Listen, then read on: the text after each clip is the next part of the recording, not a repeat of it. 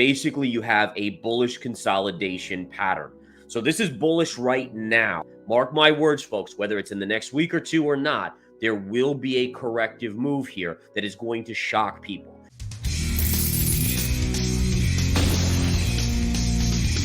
In today's video, Chief Market Strategist of InTheMoneyStocks.com Gareth Soloway tells us all about his latest analysis of the charts as well as his predictions and price targets for Bitcoin and Ethereum. He believes that we could possibly see Bitcoin's low in the coming months.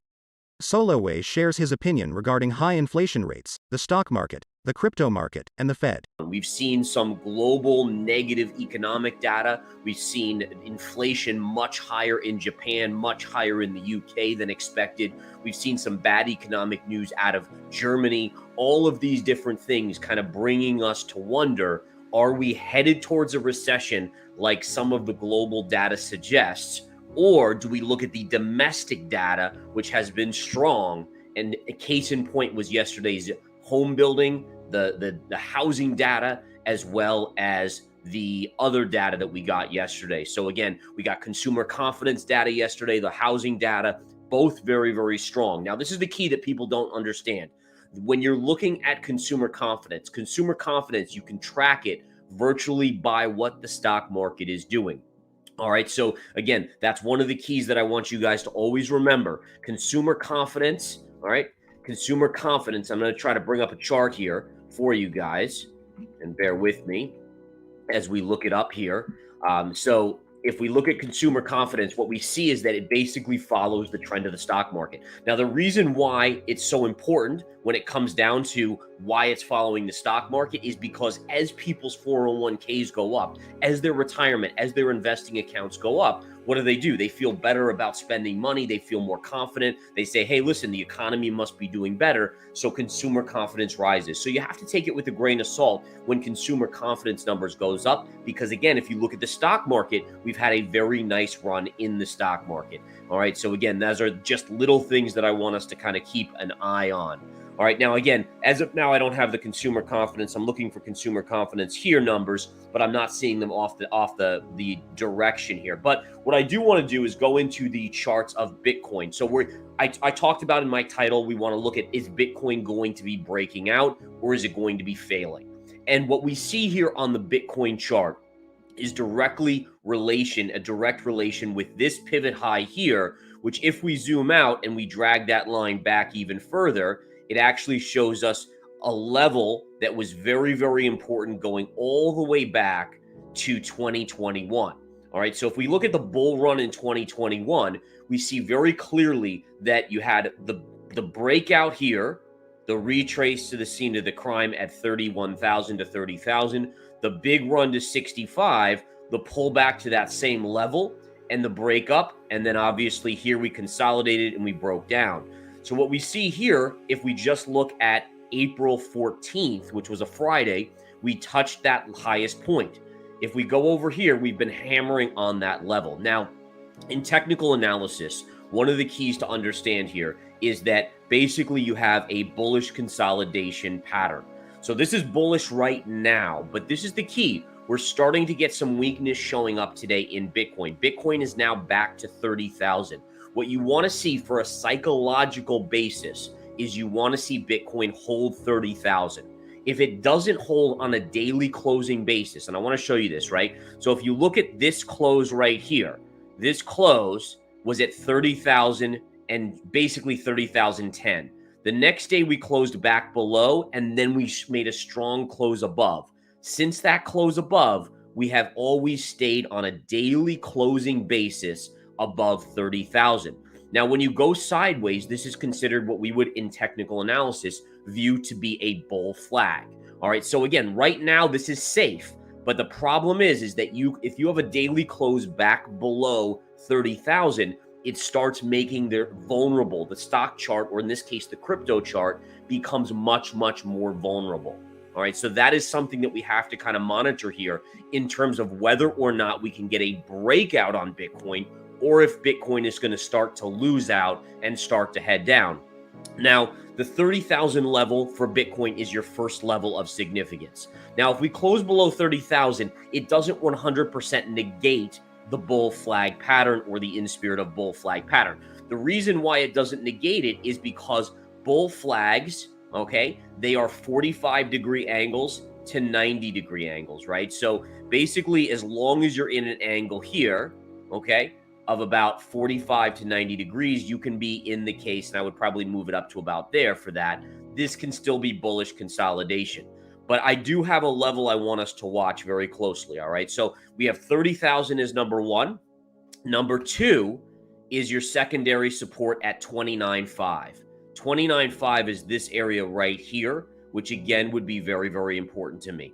Now, if we start breaking below 29.5, then you have to start talking about, is it going to even hold that 45-degree angle? My guess is it won't. And then we ultimately are headed down to this upsloping trend line right here at around 25.9 to 26,000. So if we look at the intraday chart on Bitcoin, Bitcoin again starting to cascade a little bit lower. On an intraday basis, we were just talking about that 30,000 level or give or take.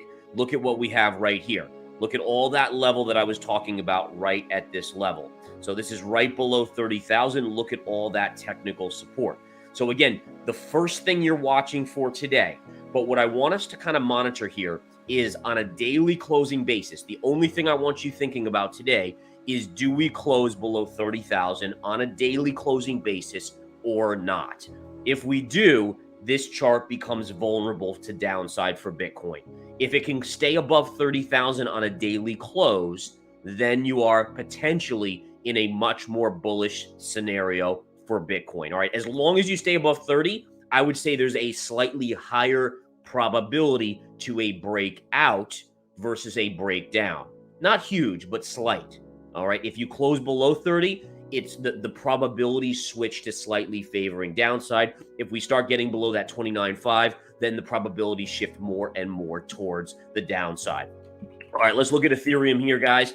On Ethereum, the same thing applies. You have a bullish consolidation pattern, but if you get down to this trend line here, which is around 1800, and get below that, you're likely headed down to about 1680. 1680 would be your next technical level of support. All right, now I want to turn our attention to the stock market, namely NVIDIA. NVIDIA had a great bounce back day yesterday. It was up not as much as it was down the previous day, but I want to show you the intraday of what's going on here on NVIDIA if we look at the extended hours.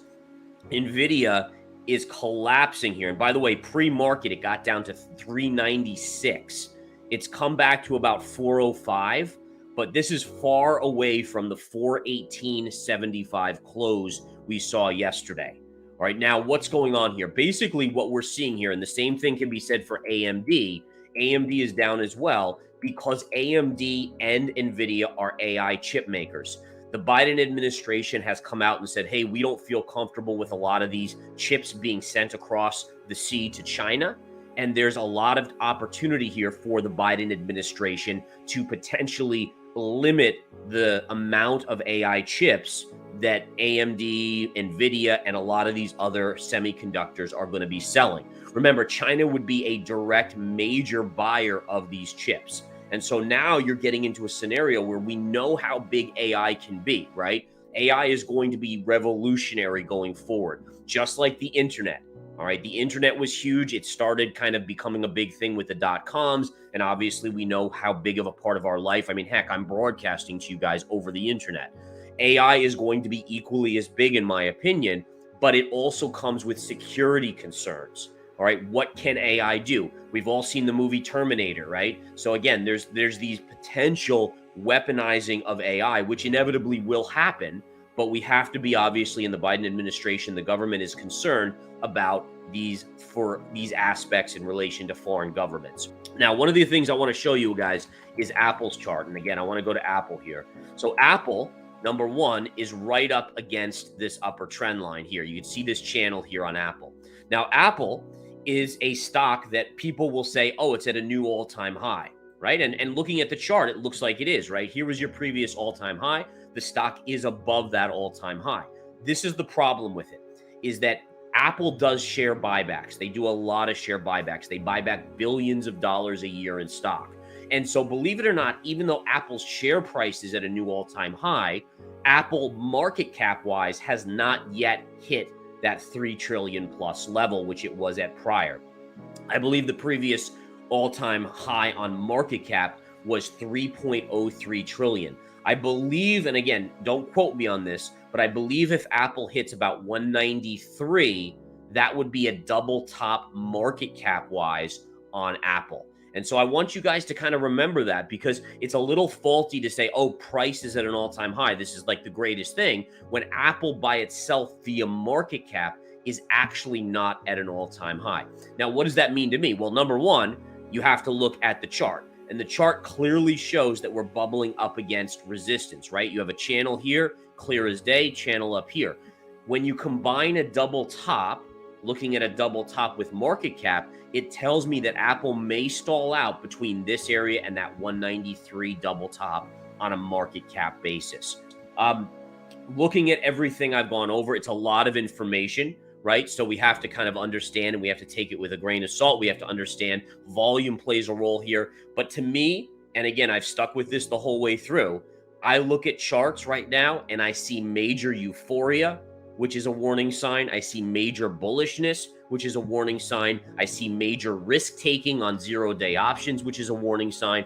And I would continue to advise people and be very aware to be very cautious in this marketplace. All right, this is a market where the VIX is trading at levels where there is no concern.